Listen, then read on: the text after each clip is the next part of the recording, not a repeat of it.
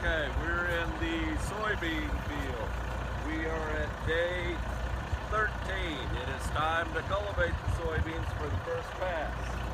Looking down here, we're seeing we got a good even germination of the soybeans, and we can see our little friends here, the foxtails are coming, but the beans have the major jump on the weeds. So we are going to be cultivating with the Danish Tine.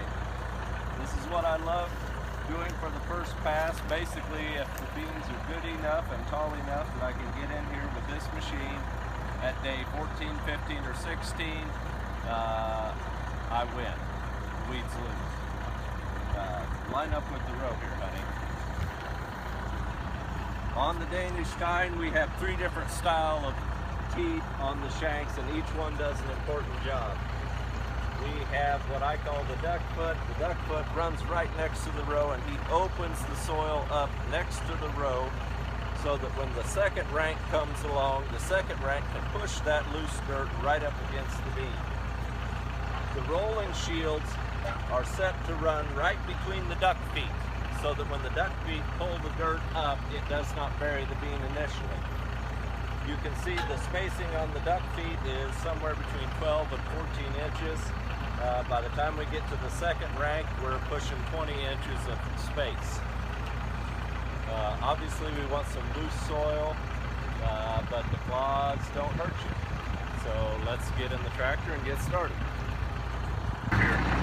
We're cultivating in first high, and so we're going to be running somewhere between 5 and 6 miles per hour.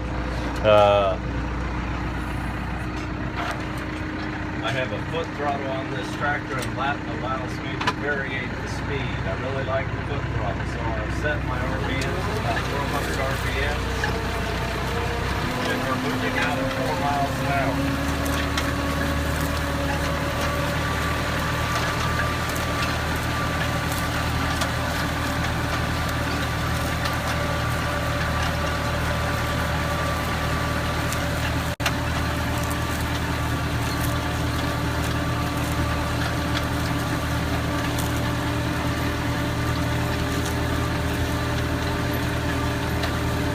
Okay, babe, I got this. Anything else you want to say?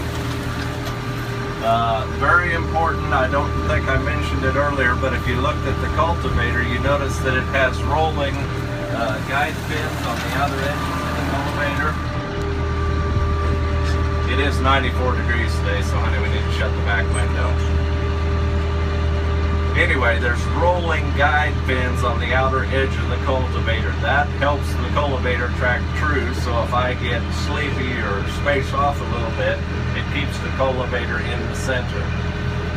Obviously, we're running the cultivator without stabilizer bars. We have our stabilizer bars on, but we're allowing it to free float.